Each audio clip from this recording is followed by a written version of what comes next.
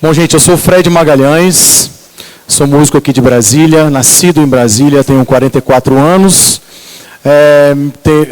Nascido numa família bem musical, né? Nós não temos músicos na família, eu sou o único músico, mas uma família muito musical, que sempre desde criancinha, minha mãe colocava música para a gente dançar, e nos levava ao teatro, a espetáculos de dança, então ela nos incentivou muito a fazer esse movimento artístico, né? Então eu cresci com aquilo. Mas eu era uma criança muito, mas muito tímida.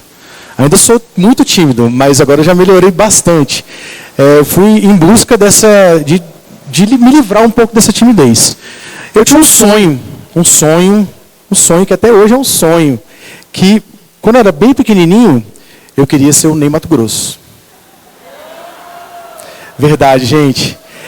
Eu olhava aquele cara na televisão, eu lembro que tinha o clipe do Fantástico, o clipe da semana. Quem é mais velho aí vai saber o que eu estou falando. Os mais novos não, mas depois vocês podem procurar no YouTube.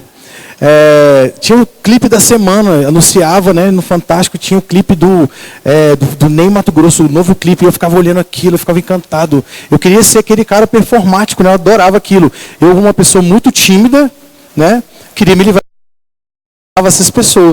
E as pessoas da minha casa também, que eram bem extrovertidas. E eu fui crescendo, virei adolescente e continuei muito tímido. E um dia eu conheci uma menina que foi o primeiro amor da minha vida. E ela era uma bailarina. Eu fiquei encantado com aquilo. Eu falei, meu Deus do céu, estou apaixonado, estou amando uma pessoa, e ela é uma performer também, como eu sempre gostei de ver, né? Uma pessoa que fazia uma performance, ela era uma bailarina. Eu até coloquei essa foto porque eu estou ali bem agarradinho, né? Eu ficava olhando ela dançar, estudava, aí eu terminei o 2º grau, e depois eu só queria saber de namorar e acompanhar ela. Namorava e acompanhava ela, namorava e acompanhava ela. Eu ia para tudo quanto é lugar com ela. Eu virei até o contra-regra do grupo de dança que ela fazia parte. E a mãe dela ficou muito preocupada comigo, muito, mas muito preocupada, porque eu não estava fazendo nada da vida, só namorando. Ela, meu Deus do céu, tem que arrumar um jeito de, né? Ela estava seguindo a carreira dela e eu não. Então, ela era professora da escola de música, a mãe da minha namorada, e ela me matriculou na escola de música de Brasília. E eu cheguei no salão de percussão, vi aquele mundo encantado, né? Mundo encantado do Fred. Eu falei, é aqui que eu quero ficar. E comecei a estudar música, eu estudei muito, né? E comecei a estudar teatro também, eu era muito tímido, eu queria me livrar daquilo. Né? Eu queria ser um cara performático, eu queria ainda ser o Ney Matogrosso. Então eu falei, cara, eu vou estudar. Eu comecei a estudar no Dulcina, na Faculdade de Artes Dulcina de Moraes. E lá em casa as coisas são um pouquinho diferentes.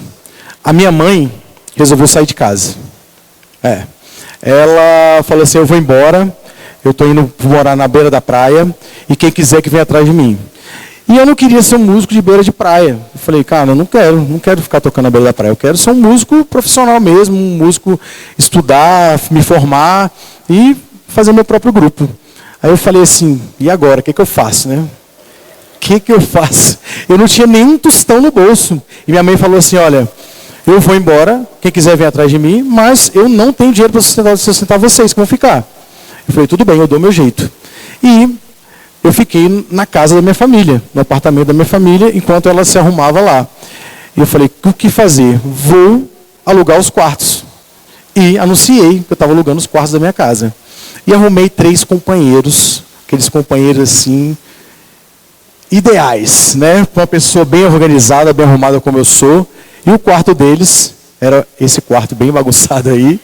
E o meu, esse bem arrumadinho. E eu fiquei assim, meu Deus do céu, agora eu vou ter que conviver com essas pessoas, mas eu tinha que viver daquilo, porque eu estava recebendo a grana daquele ali. E aquele meu sonho ali de ser performático continuava. Então, eu falei o que fazer. Um mês depois, por sorte minha, a irmã da minha namorada, ela falou assim, Fred, estão precisando de um professor de percussão lá na Escola Parque, na 304 Norte. Por coincidência, uma escola que eu havia estudado quando eu era pequeno E eu adorava, amava, porque lá eu fazia teatro, lá eu fazia música, apesar de ser tímido, mas eu fazia todas essas matérias. Falei, vou lá, mas eu não sei dar aula, Carla. Eu falei para ela. Ela, não, vamos lá que eu te ajudo, né, a desenvolver essa história. E aí, assim, eu fui, enfrentei aquela história, comecei a estudar muito, e ali eu formei meu primeiro grupo de percussão. Foi um grupo com os alunos, né? Até não coloquei em nenhuma pessoa ali, porque a gente trabalhava samba reggae, trabalhava ritmos de timbalada, coisas de referências que eu tinha na época. E um desafio que eu tinha ali, porque eu tinha que dar aula para alunos de 16 anos de idade, e eu tinha 19. E eles ficavam me desafiando, achando que eu não sabia. E eu estudando muito para poder passar para eles. Bom, passando isso aí, eu falei, poxa, eu não vou ficar só no meu grupo de alunos, eu quero fazer o meu grupo também. Então, eu convidei alguns professores e alunos da escola de música para formar o meu grupo. Um dia eu fui a um bar, e aí assisti numa fita de videocassete, quem mais velho sabe o que é isso, um grupo muito famoso, muito na época, né, estava despontando o grupo Stomp, eu fiquei encantado com aquilo. E eu ainda tinha cabelo, né, hoje em dia, vocês podem ver que eu já caiu um pouquinho do meu cabelo, né? E no Espaço Cultural da 508 Sul, a gente fez nosso primeiro concerto.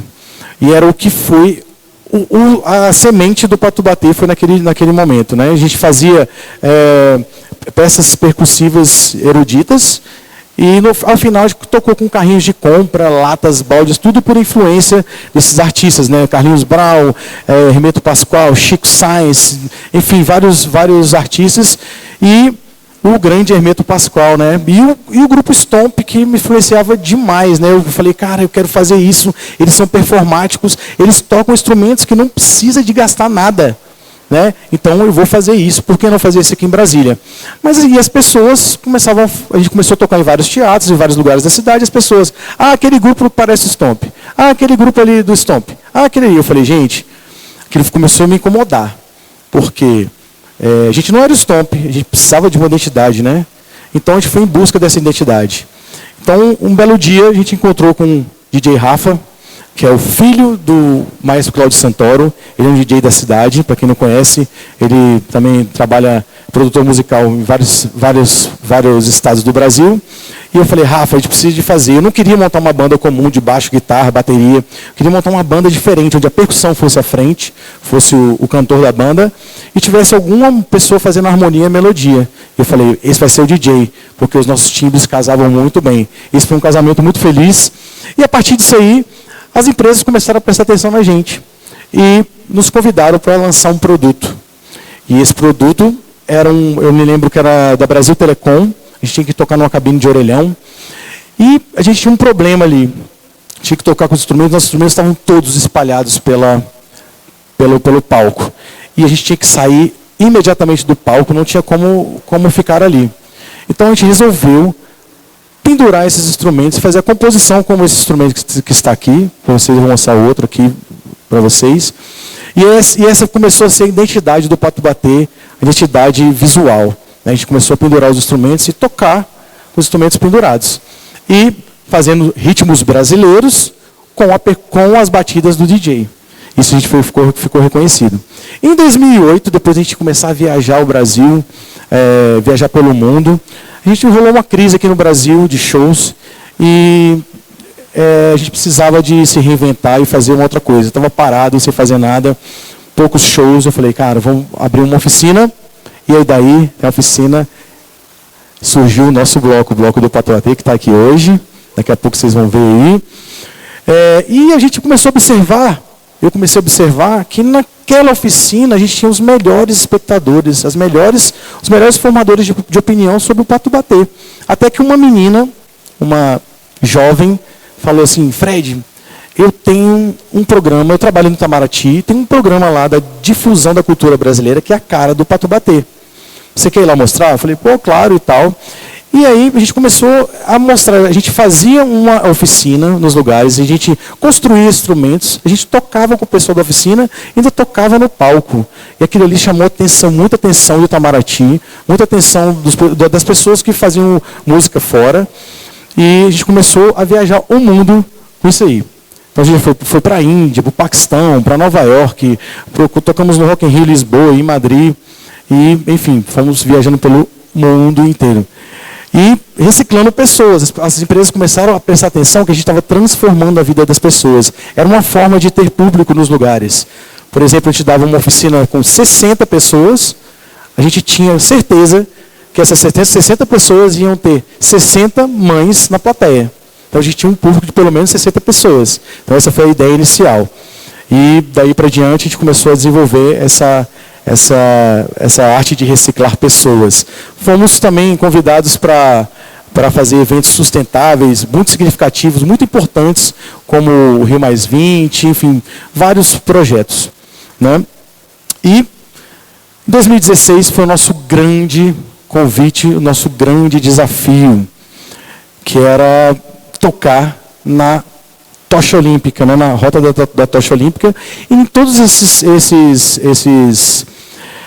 desafios e esses trabalhos foram muito dificultados por como a gente foi abordado. Né? Então, as pessoas nos chamavam, por exemplo, a gente fez um evento anterior à tocha, que é um evento do Sebrae, em que o Sebrae falou assim, a gente quer que vocês façam uma oficina para 2.000 pessoas.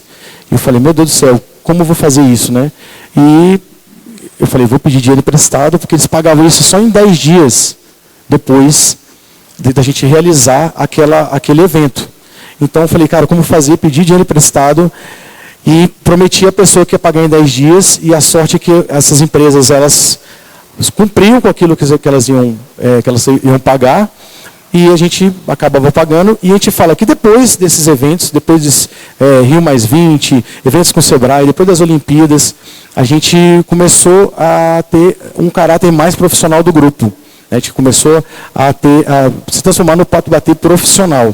Na Tocha Olímpica, por exemplo, a gente foi convidado a rodar o Brasil durante 3 meses, e a gente tinha que formar 2 grupos Patubatê. Eu falei, meu Deus do céu, e agora o que fazer? Como fazer isso? E difícil, no começo eu achei difícil fazer aquilo, mas eu falei, não, vamos fazer, vamos enfrentar. Eu ensaiei várias pessoas e consegui formar os 2 grupos Patubatê. Eu ficava da estrada, telefonando, fazendo produção e dizendo para a produção que eu tinha várias pessoas aqui em Brasília que estavam ajeitando a nossa agenda, que estavam nos produzindo, e eu lá desesperado do ônibus, falando, mas enfim a gente começou a atingir esse patamar mais profissional a partir desses trabalhos. E foi aí que a gente começou a fazer um caixa muito significativo do grupo, onde a gente começou a investir no grupo, fazer eventos patrocinados pelo grupo mesmo, e aquela vontade de ser um grupo performático ainda estava assim muito aflorada. A gente encontrou com várias pessoas, a gente encontrou com vários artistas, fizemos trilhas com Carlinhos Brau, com João Carlos Martins, com vários grupos, fizemos aberturas de shows de vários artistas, e aquela história que eu sempre pensava, eu vou ser um artista performático, eu vou conseguir, vou espantar minha timidez, aquilo foi saindo aos pouquinhos, até hoje eu sou um pouquinho tímido, mas eu acho que eu venci essa timidez, a gente começou a fazer tudo aquilo que eu pensava, eu comecei a realizar, mas aquela vontade de ser o Ney Matogrosso ainda estava ali na minha cabeça, né? E eu acho que um dia desse eu fui ver o show do Ney Matogrosso ali no Festival Coma, e eu falei isso com um amigo, eu falei, cara, quando eu era pequeno eu tinha vontade de ser o Ney Matogrosso. E ele falou, e agora, você não tem vontade mais não? Eu falei, não, agora eu sou o Fred Magalhães. E agora eu tenho vontade de tocar ao lado do Ney Matogrosso.